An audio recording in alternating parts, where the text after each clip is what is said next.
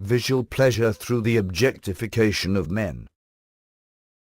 Laura Mulvey says that film satisfies something within us all, the desire to watch other people. This desire is called scopophilia, and it's the pleasure we get from looking and objectifying others. Mulvey says objectification is completely harmless, since all human beings do it, thus giving us a form of power over the ones we watch. Issues only start to arise when we turn to abusively objectifying, which we often do. This often happens, and is something we have easily become used to seeing in television shows and films. When we watch shows and movies, we essentially stalk people through their lives, obsessing over what they wear, what they do, who they talk to, and most importantly, what they look like. In history, we have mostly focused this behavior on female stars, like Jane Mansfield, Elizabeth Taylor, and Audrey Hepburn. In more modern days, we have turned to stars like Jennifer Aniston, Scarlett Johansson, and Jennifer Lawrence. These women, like most, were all subjugated by the movie and television industries and through the male gaze. The male gaze causes women to become objects, causing them to lose sight of the fact that they too are people. This is something that women in today's society have started taking great offense to, seeming that they are in fact more than pieces of furniture. Women are repeatedly obsessed over for their sex appeal. That being said, sex appeal has a wide range of characteristics, including but not limited to their hair and makeup, their body, their accents, their portrayed ages, and their implied innocence. However, recently in film there has been a change in the air. While they still objectify women and their assets, because let's face it, they cannot stop, they have started to ogle the men. And let's hope they never stop. For instance, the 2012 film, Magic Mike.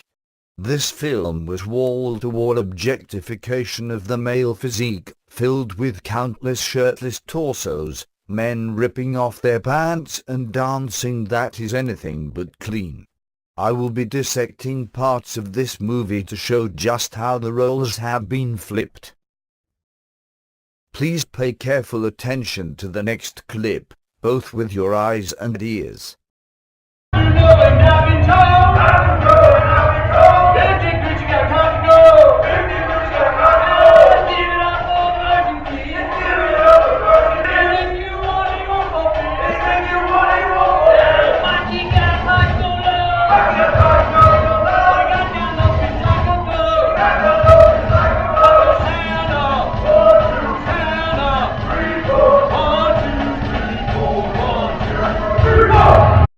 First off, Matthew McConaughey is dressed as Uncle Sam. This makes the viewer feel as though he is someone that can help. Historically, Uncle Sam is used as the beckoning of our nation's military, someone that in a time of need is turned to.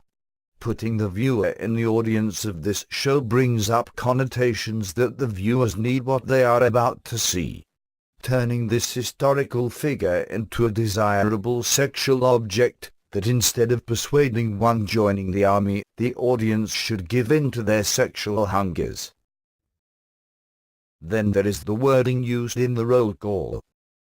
The language is highly suggestive, and clearly calls out several characters in an extremely sexualized manner, referring to one as having a cock of gold, telling that nothing is off limits for the virgin kid, and saying that good old Mikey will fit like a glove. This makes the men become objects to the viewer, as if the men are no longer people but nothing but pieces of meat.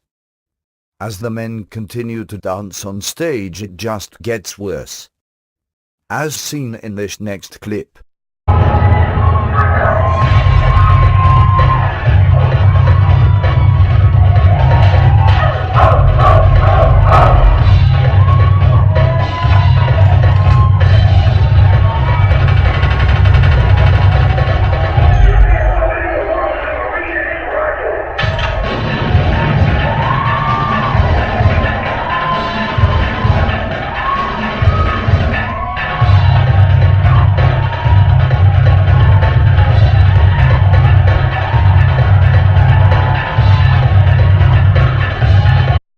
the roll call and fatigues remind the viewer of the military, a force most connect with power and protection. The men rip off their shirts, exposing and flaunting themselves to the viewer, calling attention to their presence and wanting the audience's attention.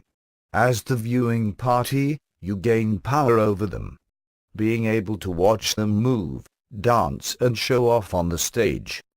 The dancers, while being under the watchful gaze of the audience, still exhibit that they are powerful, that they are men. They have a rather phallocentric, or absurdly masculine, display of comparing their genitalia to firearms, reminding the audience of the power that they would normally hold if they were on stage attempting to earn money in this progressive way.